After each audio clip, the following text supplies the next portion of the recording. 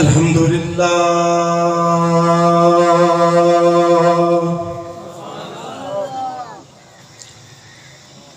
الحمدللہ رب العالمین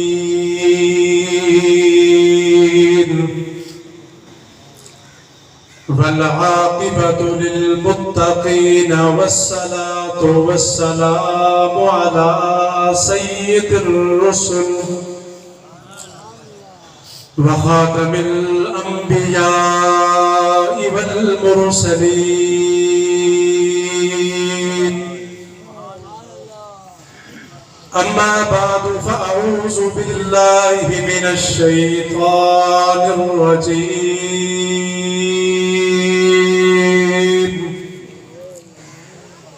بسم الله الرحمن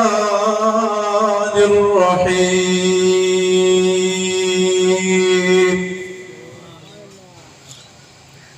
محمد رسول الله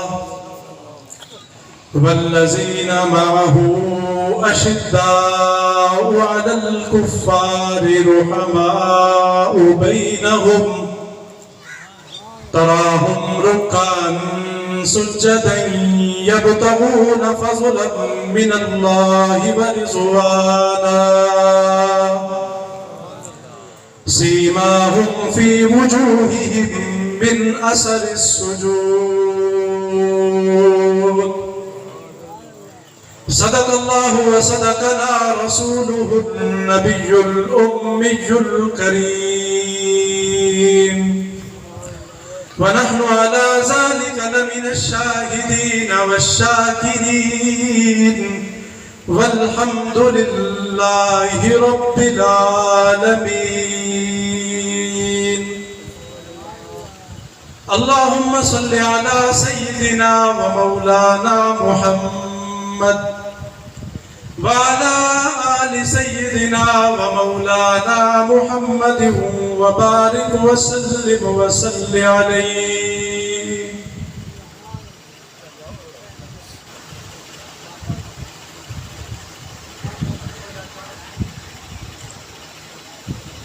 پچیس سفر المظفر 1444 ہجری بمطابق 22 ستمبر 2022 بروز جمعرات مانکوٹ کے اس مضافاتی علاقہ میں دین کی نسبت سے آپ حضرات کے ساتھ ملاقات کا شرف نصیب ہو رہا ہے۔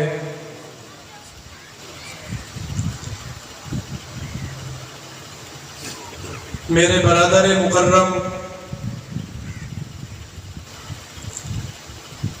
جناب حافظ محمد زاہد معاویہ صاحب کی پرخلوص دعوت پر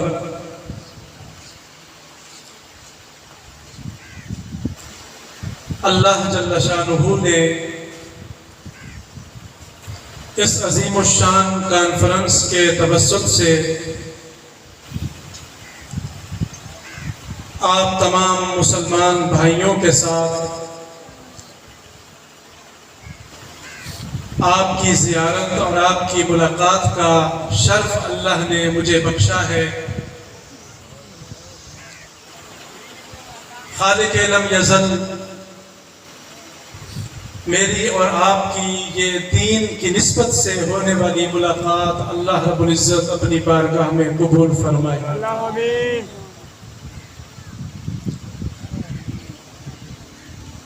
کافی دیر سے آپ حضرات علماء کرام کے بیانات سن رہے ہیں۔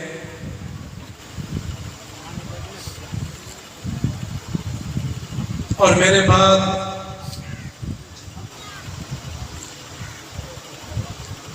ایک بہت ہی قیمتی بیان ہونے والا ہے۔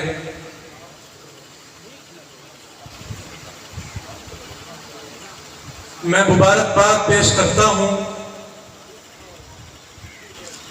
جن دوستوں نے مل کر آج کی اس عظیم الشان کانفرنس کا انعقاد کیا۔ لوگ برادریوں کو جمع کرتے ہیں، کٹھ کرتے ہیں، دعوت کرتے ہیں، بلاتے ہیں، ان کی مختلف اغراض ہوتی ہیں۔ کسی کے بلانے کا مقصد سیاسی گفتگو ہے، کسی کے بلانے کا مقصد برادری میں باہمی اتفاق پر بات کرنا ہے، کسی کے کٹ کرنے کا مقصد تجارت زراعت کے موضوع پر بات چیت کرنا ہے۔ لیکن آج کا یہ کٹ، آج کا یہ اجتماع خالصتاً اللہ کی محبت، رسول پاک صلی اللہ علیہ وسلم اور آپ کی اہل بیت اور صحابہ کرام کی محبت اور دین کی بات کرنے کے لیے آپ حضرات کو دعوت دی گئی ہے۔ جتنی دیر آپ اس بابرکت پر رونق محفل میں تشریف رکھیں گے، اللہ جل شانہ نے آپ کے دائیں کندھے پر ایک فرشتہ بٹھا رکھا ہے، وہ مسلسل آپ کے ان لمحات کو نوٹ کر رہا ہے اور مسلسل آپ کے درجات میں اضافے کا باعث بن رہا ہے۔ تو اس لیے نہ گرمی سے گھبرائیں، نہ بھوک سے گھبرائیں۔ اہل بیت اور صحابہ کرام کی محبت کو سینوں میں بسا کر محبت کے ساتھ، ذوق کے ساتھ تشریف رکھیں۔ جتنی دیر آپ یہاں پر علماء کرام کے بیانات سنیں گے، اللہ کی قسم اللہ کی رحمت والی بارش، موسلا دھار بارش کی طرح برستی رہے گی۔ اور تمہیں مبارک ہو مسلمانوں، رسول پاک صلی اللہ علیہ وسلم نے بتایا کہ اللہ رب العزت فرشتوں کی ایک ٹیم مقرر فرماتے ہیں اور اسے زمین پر بھیجتے ہیں۔ اللہ فرماتے ہیں کہ اے میرے مقرب ملائکہ، تم زمین کے مختلف حصوں میں پھیل جاؤ، زمین کے مختلف ٹکڑوں میں پھیل جاؤ، اور جہاں پر میرا نام لیا جا رہا ہو،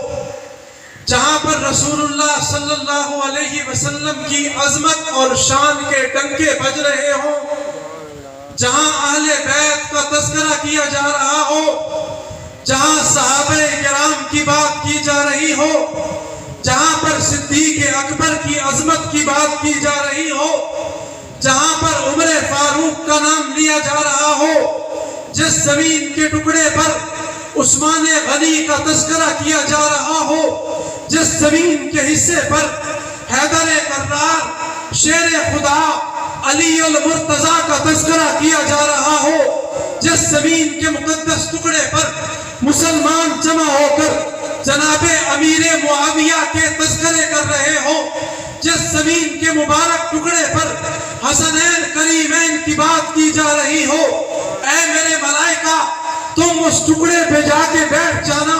کناروں میں بیٹھ جانا، لوگوں میں بیٹھ جانا، وہاں پر ہونے والی بات کو سننا، وہاں پر ہونے والی گفتگو کو سننا، وہاں پر بیٹھے ہوئے مسلمانوں کی جبینوں کو دیکھنا، وہاں پر بیٹھے ہوئے مسلمانوں کے چہروں کی مسکراہٹ کو دیکھنا، غور کرنا کہ وہ مسلمان جب صحابہ کا نام آتا تھا کتنے خوش ہوتے تھے، اہل بیت کا نام آتا تھا ان کے چہرے کھل اٹھتے تھے، رسول پاک صلی اللہ علیہ وسلم کی عظمت، شان، رفعت، بلندی کی بات کی جاتی تھی تو وہ جھوم اٹھتے تھے۔ ان کو ذرا نوٹ کرنا، ان کو دیکھنا اور پھر میرے پاس آنا۔ اللہ کی قسم اٹھا کر کہتا ہوں، آج کی آپ کی اس بابرکت محفل میں بھی اللہ کے وہ مقرب فرشتے موجود ہیں اور وہ نوٹ کر رہے ہیں۔ شان رسالت، شان صحابہ، نعرہ تکبیر، اور وہ نوٹ کر رہے ہیں۔ مسلمانوں تمہیں مبارک ہو، وہ تمہارے چہرے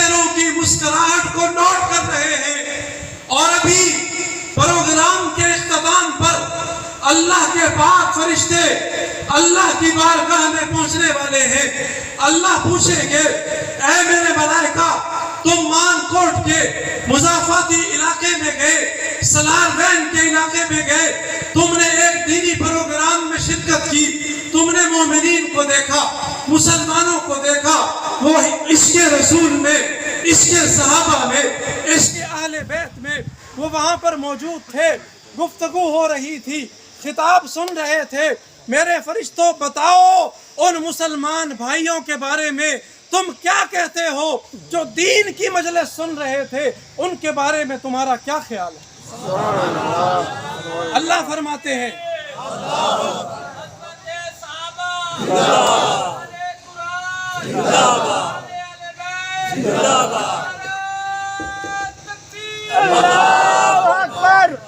اللہ فرماتے ہیں تمہارا کیا خیال ہے کہ ان مومنین اور مسلمانوں کے بارے میں کیا فیصلہ ہونا چاہیے؟ اللہ کے پاک فرشتے مسکراتے ہیں، کہتے ہیں یا اللہ، جنہوں نے آرام کو چھوڑا، جنہوں نے گھر کے آرام کو چھوڑا،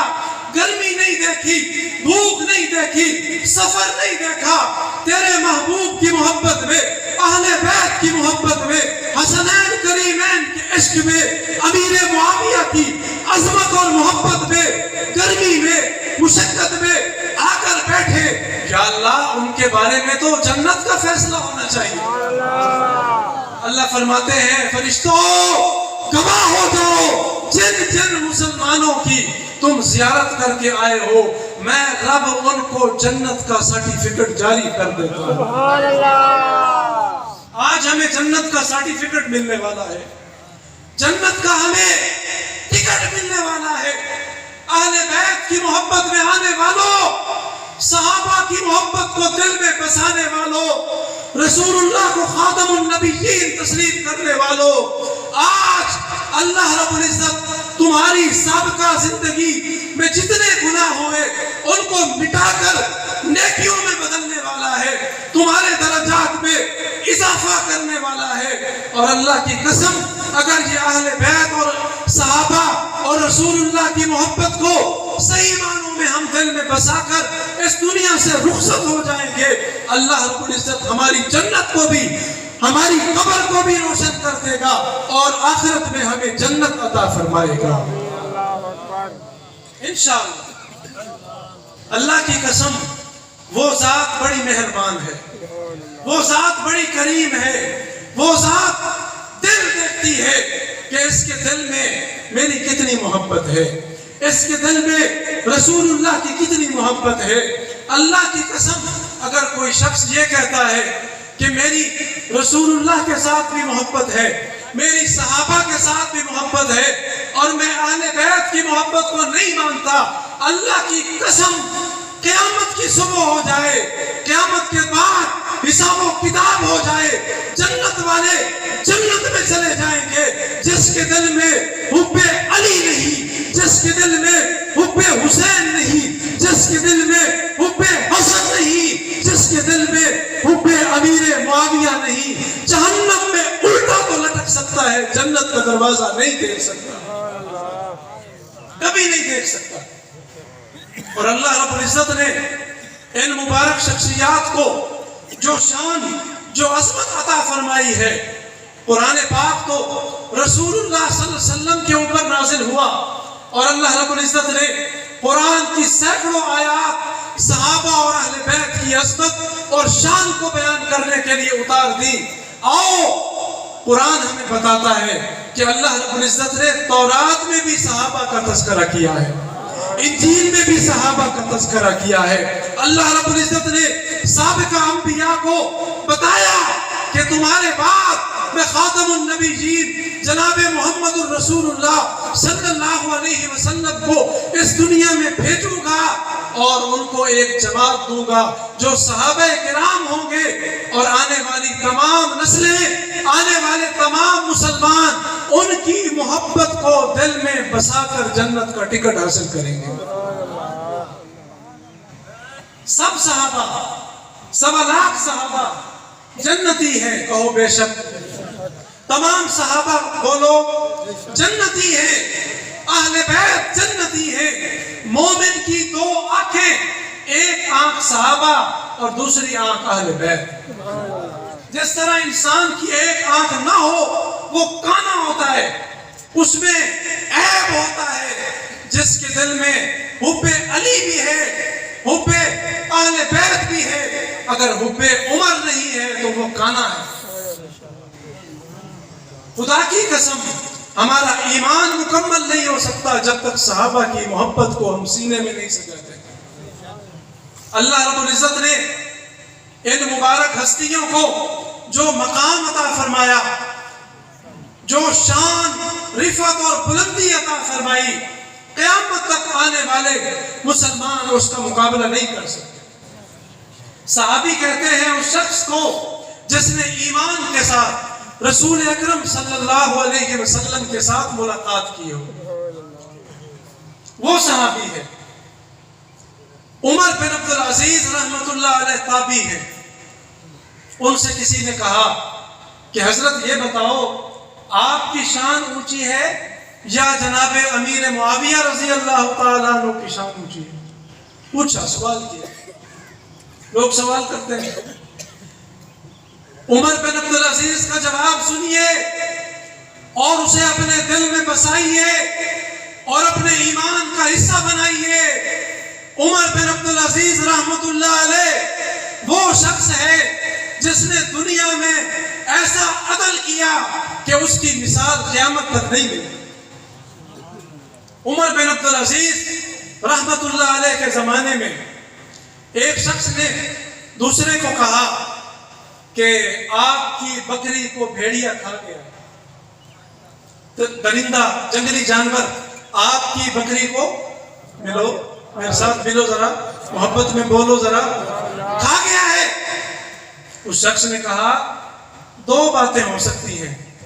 پہلی بات یہ کہ عمر بن عبدالعزیز دنیا سے رخصت ہو گئے ہیں، اور دوسری بات یہ کہ یا پھر آپ جھوٹ کہہ رہے ہیں۔ ایسا نہیں ہو سکتا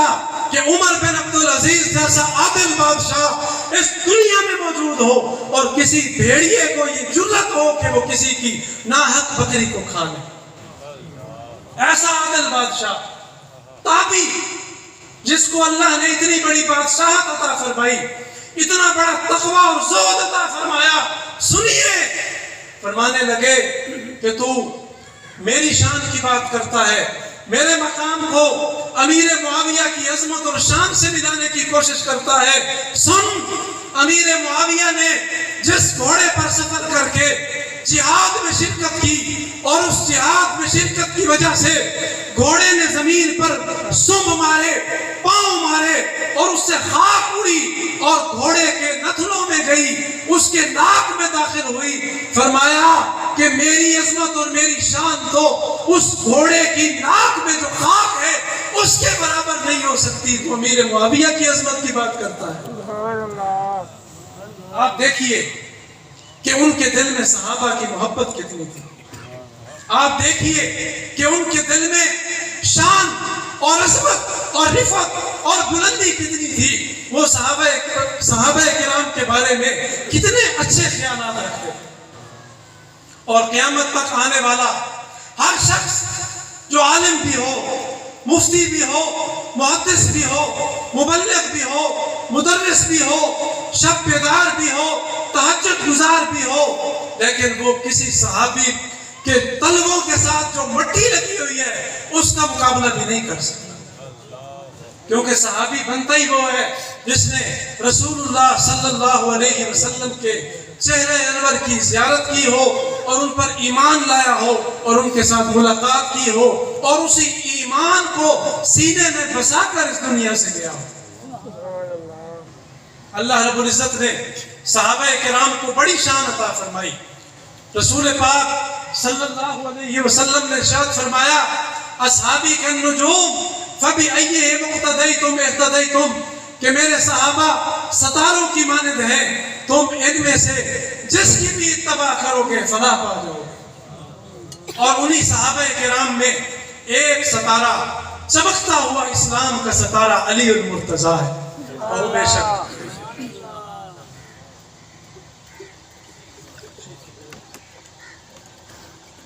سے ایک ستارہ جناب علی المرتضیٰ ہیں، اللہ نے ان کو وہ شان عطا فرمائی کہ ابھی 8 سال کی عمر ہے، 9 سال کی عمر ہے، انہوں نے اسلام کا جھنڈا اٹھایا اور کوفہ کی جامعہ مسجد میں جب شہادت نوش کی، اس وقت تک اسلام کے جھنڈے کو سر بلند رکھا۔ جناب رسول اللہ صلی اللہ علیہ وسلم کی جب حضرت خدیجہ کے ساتھ شادی ہوئی، نکاح ہوا، اس وقت مکہ میں قحط آیا ہوا تھا، حالات اچھے نہیں تھے۔ حضرت عباس کے پاس حضور پاک صلی اللہ علیہ وسلم گئے اور فرمایا کہ میرا جی چاہتا ہے کہ ابو طالب کے بچے زیادہ ہیں، ہم ان سے ایک ایک بچہ لے آتے ہیں، ان کی پرورش کریں گے، ان کے ساتھ تعاون ہو جائے گا۔ حضرت عباس کو ساتھ لیا، ابو طالب کے گھر گئے،